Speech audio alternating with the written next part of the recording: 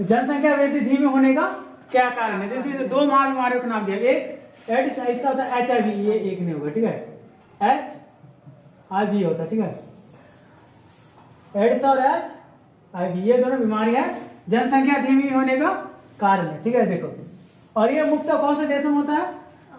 Africa, ठीक है, Africa और हमारे एशिया में भी कुछ देशों में, ये दोनों बीमारी है एशिया के भी कुछ देशों में होते हैं, ठीक है। तो इससे क्या होता है कि घातक महाबीमारी ने अफ्रीका, स्वतंत्र राष्ट्रों के राष्ट्रमंडल के कुछ भागों और एशिया में मृत्यु दर बढ़ा दिए, ठीक है। औसत प्रतिशत, इसका प्रतिशत होगा, ठीक है, प्रतिशत घटा दिए। इससे जनसंख्या भी धीमी हुई। कौन सी बीमारी के कारण? HIV और एड्स। ये दो महादेश, एक अफ्रीका और दूसरा एशिया महादेश, ठीक है। इन दोनों बीमारियों का ज्यादा लक्षण दिखता है, ठीक है। अगला क्वेश्चन है, जनसंख्या प्राकृतिक वृद्धि किसे कहते हैं? ठीक है, जनसंख्या प्राकृतिक वृद्धि किसे कहते हैं? तो किसी क्षेत्र विशेष में दो समय अंतराल में जन्म और मृत्यु के अंतराल से बढ़ने वाली जनसंख्या को उस क्षेत्र की प्राकृतिक वृद्धि दर कहते हैं, ठीक है। इसका प्राकृतिक वृद्धि दर का फॉर्मूला क्या होता है? यानी प्राकृतिक वृद्धि बराबर मृत्यु, ठीक है। तो देखो, अब किसी भी कैसे पता करेंगे कि इस क्षेत्र में कितना जनसंख्या, ठीक है, तो और कितना जनसंख्या बढ़ा है कितना घटा है? तो जो जन्मता है वो मरता भी है। तो मान लो कि 10 पैदा हुआ, 1 साल बचा और 5 मरा है, तो कितना बढ़ेगा, कितना रहेगा यहाँ पे जनसंख्या वृद्धि दर? 5 कितना मरा है? 5 है ना। थर्ड क्वेश्चन क्या है? ये देखो, इसको नहीं है, थर्ड क्वेश्चन है कि प्रवास से आप क्या समझते? प्रवास में जानते हो? किसी और जगह से आके बात करना, पर मतलब किसी और जगह से जो आके बात करते हैं ना, उसे क्या कहते हैं? प्रवास। देखो, प्रवास क्या है? संक्षिप्त यानी छोटा सा देना है उत्तर। 2 नंबर का क्वेश्चन पूछेगा तब, अब बड़ा पूछे तो अलग से लिए अलग देना, ठीक है। देखो, प्रवास जनसंख्या परिवर्तन का तीसरा महत्वपूर्ण घटक है। किसका? जनसंख्या परिवर्तन का। एग्जाम्पल के ले लो तुम, बांग्लादेश 1971 में जब बांग्लादेश आजाद हुआ, तब भारत से बांग्लादेश से जो भारत आए थे शरणार्थी सब, वो सभी क्या थे? प्रवासी थे। तो जनसंख्या इंडिया में जो 80 लाख आदमी है था, उसका क्या हुआ? जनसंख्या परिवर्तन हुआ था भारत में। इसका एक उदाहरण हमारे लिए है बांग्लादेश। दूसरा देखो, इससे मनुष्य तथा संसाधन के बीच बेहतर संतुलन प्राप्त करने की दिशा में एक 100 फुट, ठीक है, प्रभाव में विश्लेषित किया जाता है। यानी देखो, कहना है कि ये जो प्रवासी होता है ना, इसमें जैसे संसाधन, ठीक है, संसाधन को बेहतर ढंग से, ठीक है, संतुलित प्राप्त करने की दिशा में 100 प्रभाव करते हैं, ठीक है। जैसे मान लो कि तुम जनसंख्या बढ़ेगा, तो बढ़ने का अर्थ थोड़ी है कि एक ही प्रॉब्लम ही आएगा। जनसंख्या होता है कि कई बार फायदा भी करता है जनसंख्या, कई बार, ठीक है। तो संसाधनों का क्या होता है? संसाधन का बेहतर ढंग से हम लोग जान पाते हैं। जैसे मान लो क्या है, मनुष्य और संसाधन के बीच बेहतर संतुलन प्राप्त करने के लिए, ठीक है, ये भी एक प्रवासी मजदूर का ही काम होता है। आगे क्या है देखो, ये मनुष्य के निवास स्थायी या अर्धस्थायी परिवर्तन है।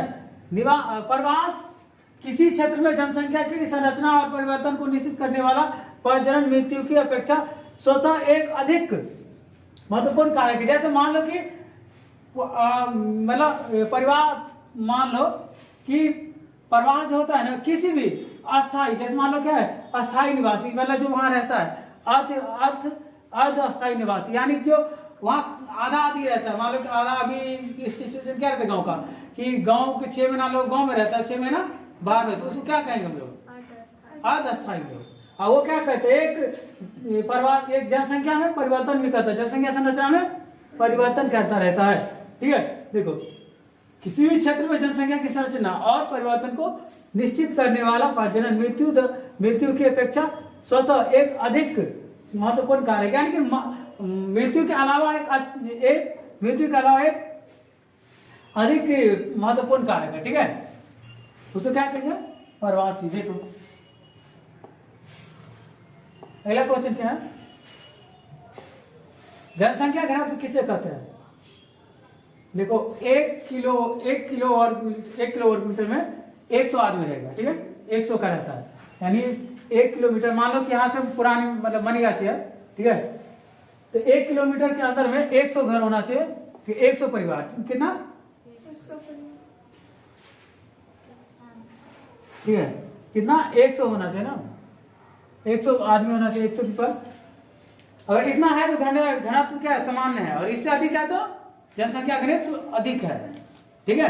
जैसे मान लो कि उत्तरी दक्षिण ध्रुवों के निकट उष्ण, ठीक है, भाई वो क्वेश्चन तो ऊपर चल गया ना, ऊपर चला गया है, देखिए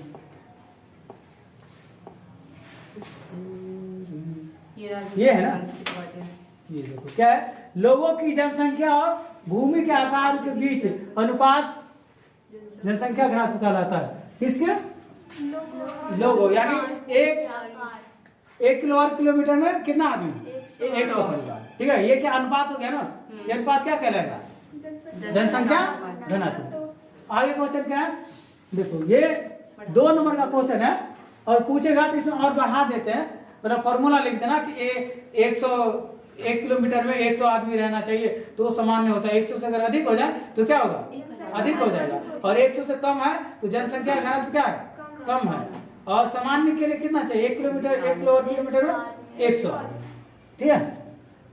देखो 5 नंबर क्वेश्चन क्या लिखा है, विश्व के किन क्षेत्रों में जनसंख्या घनत्व सबसे कम है, किन क्षेत्रों में, तो देखो वहां क्या था, जनसंख्या घनत्व और ये कम किन किन क्षेत्रों में है, तो देखो कौन कौन से क्षेत्र है, उत्तरी दक्षिण ध्रुवों के निकट उष्ण कटिबंध और शीत मरुस्थल। शीत मरुस्थल कहने का अर्थ है कि अंटार्कटिका क्या होगा, शीत मरुस्थल, ठंडा रेगिस्तान, वहां पे उस रूम में वो होगा, ग्लोबल लेकर आ सकती हो, उस रूम में रखा है, शिवम पर है क्या, गूगल पर है, उसमें ले गए थे,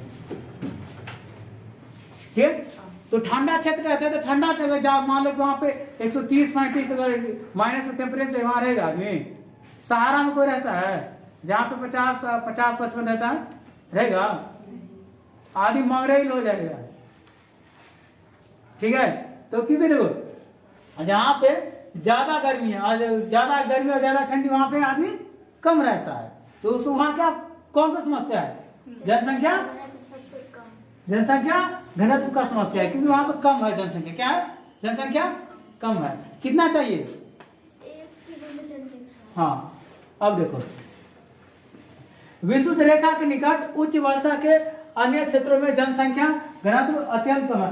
अब मान लो विषुवत रेखा जहाँ पे क्या होता है, अधिक वर्षा होता है, कहाँ होता है, विषुवत रेखा के निकट अधिक वर्षा होता है, और यहाँ की समस्या क्या है, यहाँ पे ज्यादा बारिश होने के कारण जनसंख्या कम है, क्या है, जनसंख्या कम है।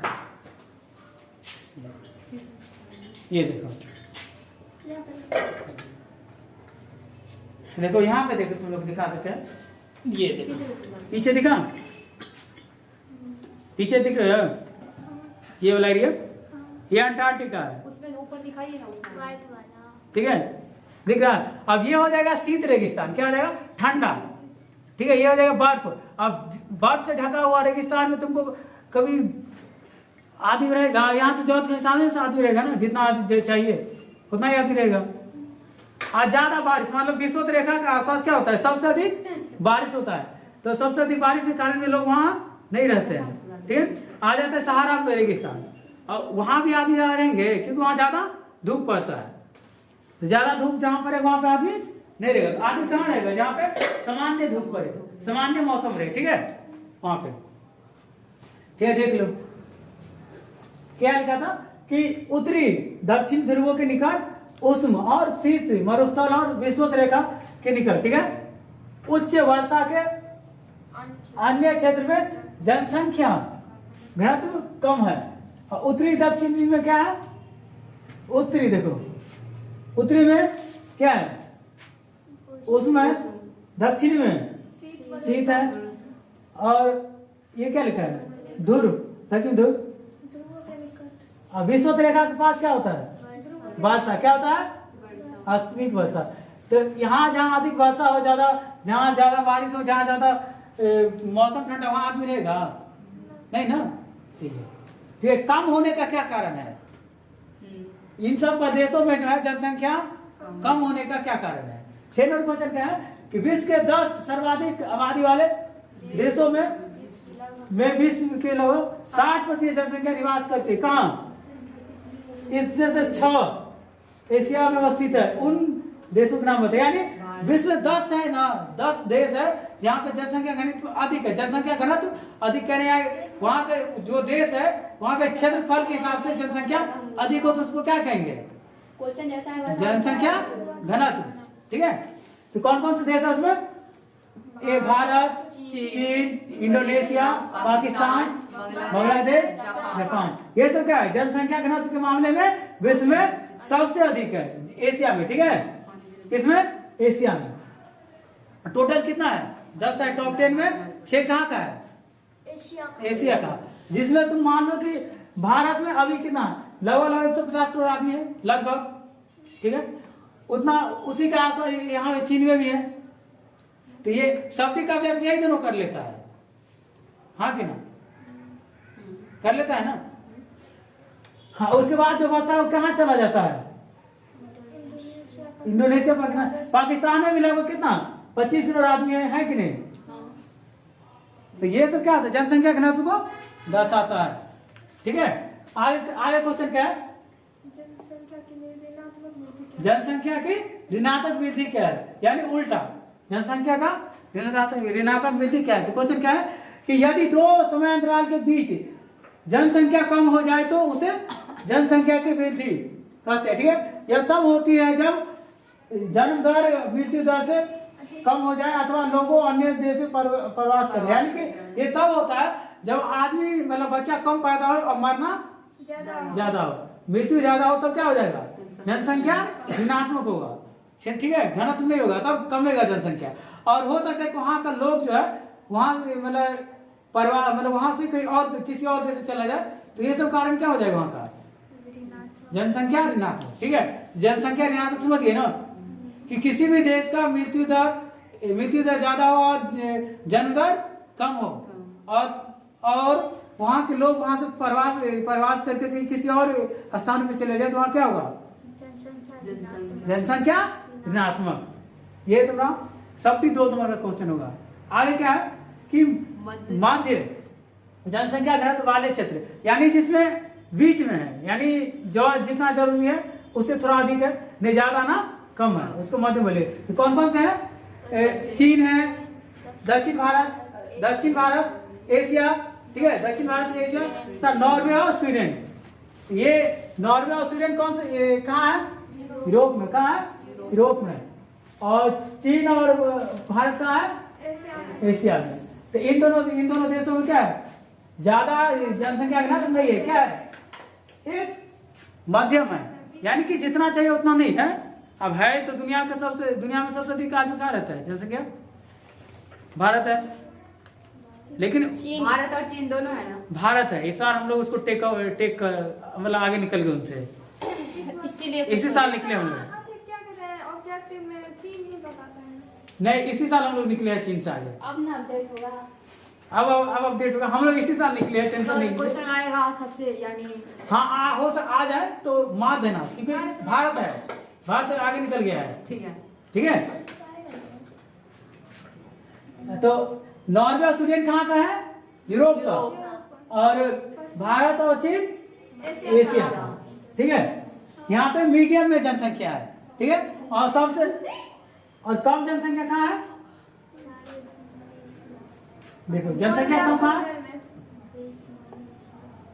यहाँ नीचे आगे देखिए, यही था ना। जनसंख्या वृद्धि यहाँ कम होता है जब किसी देश से लोग मरे ज्यादा और बच्चा कम पैदा हो, और वहाँ के लोग जो किसी और जगह प्रवास कर जाए तो क्या होगा? ऋणात्मक होगा। ठीक है, जनसंख्या घनत्व यानी किसी देश में जो से अधिक आदमी अगर रहे तो उसको क्या कहेंगे? जनसंख्या घनत्व।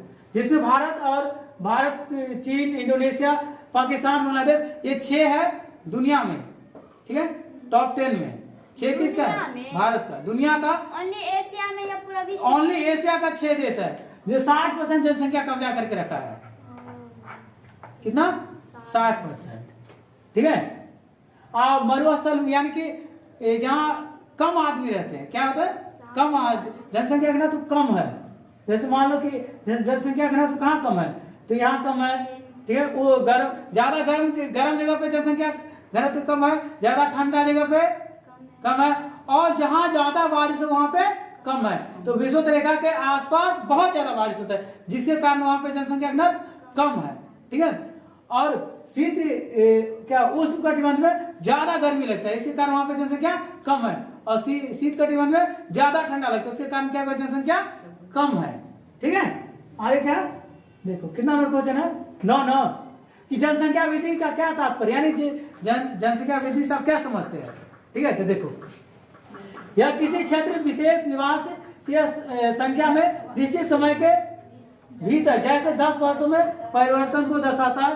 इस परिवर्तन को कुल जनसंख्या या प्रतिशत के रूप में व्यक्त किया जाता है।